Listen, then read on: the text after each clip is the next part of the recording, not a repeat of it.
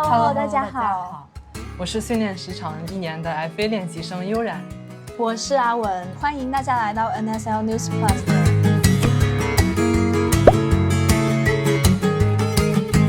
最近五一假期露营这个话题可谓是非常火，就是大家打开小红书，就是一堆什么美女，就是什么看星星，然后在房车上面拍美美的照片。对，你有这样经历吗？对啊，我五一去了大棚，也体验了一下。天啊，好羡慕，那加班狗就是不配。五一还在加班吗？对啊，这么惨。我这里看到了一组数据，在去哪儿平台中，关于露营的分享已经达到了10000篇。然后在去年年底开始呢，平台认证25到35岁的女性用户，关于露营的内容的数量就是日渐激增的。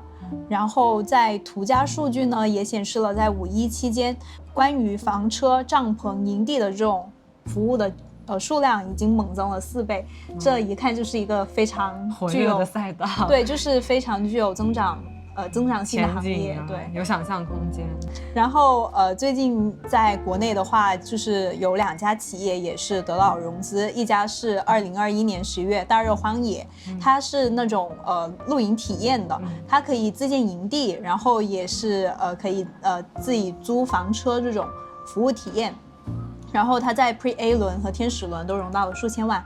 然后第2家呢，就是最近的算是新闻，2022年4月 ABC Camping Country 获得了青山资本的100万美元投资。还有我觉得在国内的话，这种企业还不是很多。然后国外的话，比较出名的是 HitCamp， 它也是做这种露营住宿的，算是一种共享露营的一种新形式吧。对。然后 HitCamp 的话，它也是融到了很多的钱。可以简单介绍一下这家公司吗？刚才也有提到 HipCamp， 它其实是露营经济和共享经济下面的产物，它又被称为露营界的 Airbnb， 然后这种模式在国内应该是还没有的，我是没有查到相关公司数据的。然后它是可以通过你的出行地点、出行人数还有出行时间这3个维度给你匹配营地，然后比如说一些房车、帐篷，它是在那里已经准备好给你的，你只要带一个人去就可以了，就是提供一站式的比较全面的服务。对，是的。那有哪些投资机构有投资他们吗？比较出名的是 A16Z， 它在2019年7月的时候就已经投资了，然后那个时候 HipCamp 它的估值是1.27亿美元，然后在2020年8月以及2021年的时候，它也有得到过投资，然后一共的话，现在估值已经达到了3亿美元。因为那谁不想做美女呢，对吧？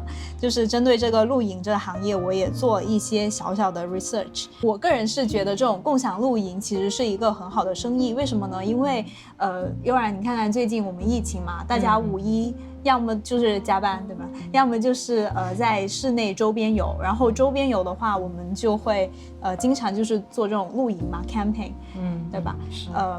然后在疫情下的话，其实也激发了我们这种想要去旅游，然后想要去露营的这种心情。对，又不能去很远的地方。对，然后我看了一下民生证券研究院的这个研报，它是表明了有35.4%的人基本上是3到6个月会露营一次，然后有28.8%的人他是1到2个月一次，但其实这种频率其实也不是很高。对吧？但是你去露营的话，一定要有全套装备吧，要不然就风餐露宿了，就不叫露营了，对吧？然后装备的投入还是挺大的。对，就是对自己采购的话，对，装备投入太高了。我倒是觉得这种共享经济的模式的话，就可以减轻我们的资金负担。是。特别是我现在2021年的露营消费者年龄分布状况来看，43%的人都是年轻游客。然后还有剩下40%多的，一般都是亲子游。在90后跟00后的偏好就不用说了，大家都是拍照片当个美女，然后又就是人穷，但是想要的东西很多，对吧？是。但是80后的话就是亲子游为主，就是其实这3个年龄阶段的人，他的共同需求就是要精致的露营，就是能出片儿。对，就是你不仅要出片，而且还要住得舒服。对。在这种情况下，就极大的催生了这种共享露营的商业模式。那它和传统的露营方式有哪些新的地方吗？不知道大家对露营是怎么看的？就是我看到传统露营这几个字的时候，脑子里面冒出的就是背着一个 North Face 的包，然后一个巨大的包，然后就开始风餐露宿的。就是这种传统的露营，它其实住宿环境很少，然后基本上洗浴设备也很少。你在荒郊野外哪里有水，对吧？然后你就餐的话，一般就是就地烤火这种，其实对于女生来说是非常不友好的。就是不仅是女生吧，就是对于门槛啊，各种就是困难还挺多的，在实际。对，就是年轻人不要说烤火了，连做饭都不会，对吧？生存技能很少。对，就是但是这种他们主打这种精致露营呢，是配备好所有东西的，比如说那个帐篷啊或者房车里面有烧烤装备，然后也会有一些投屏，比如说你可以在那儿看电影，有星星灯这种。一看就是高级了很多，对吧？对，就是体验很好，就是给你选，你也会选择这种豪华式的野营，对吧？对，而且这种共享豪华式的野营，其实花费说起来也不比传统露营要高。是的，而且大家很多人都是一起去嘛，大家一 A 钱，其实最后的经济上也都蛮 OK 的。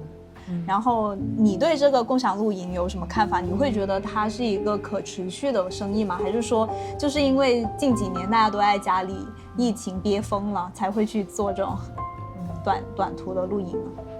我个人的话，如果作为消费者，我是愿意去尝试去体验这种方式的。那如果以投资角度看的话，我可能还要考虑比如说它这个投入的回本周期是怎么样的，它的投入大不大，是不是一门好的生意。如果是要以投资角度去看的话，就要考虑更多的因素吧。我现在的话，可能还需要了解更多的信息，还要再观望一段时间。那悠然，你最近有关注什么新闻吗？我最近在朋友圈看到有人发了深蓝航天的融资信息。你什么朋友圈？我也想进。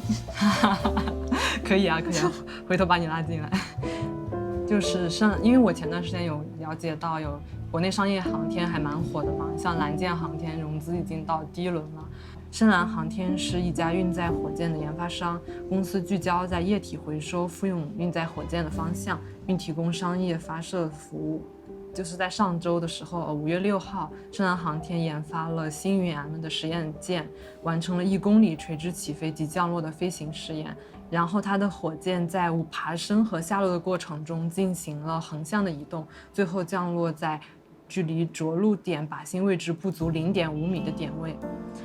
这次回收也标志着深蓝航天成为全球第2家完成液氧煤油火箭垂直回收利用的公司，因为第1家是只有美国的 SpaceX 做到了，就是马斯克那家公司，对吧？对，是的，硅谷钢铁侠。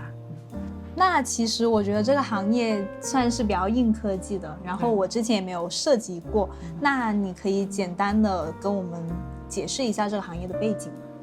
好呀，就是商和制造商都开始着手很多形式的技术探索。我们总结有3个方式，一是散降回收，2是垂直回收，3是带翼回收。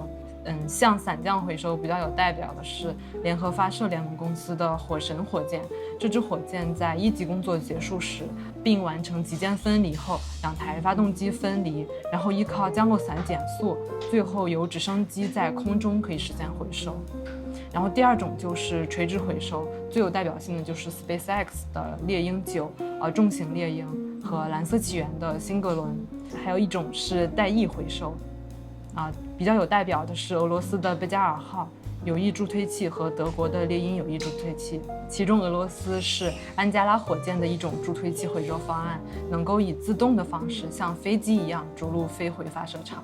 德国有希望在阿里安6火箭后续改进中使用，打算采用下降过程中自由飞机捕获并拖回地面的方式进行回收。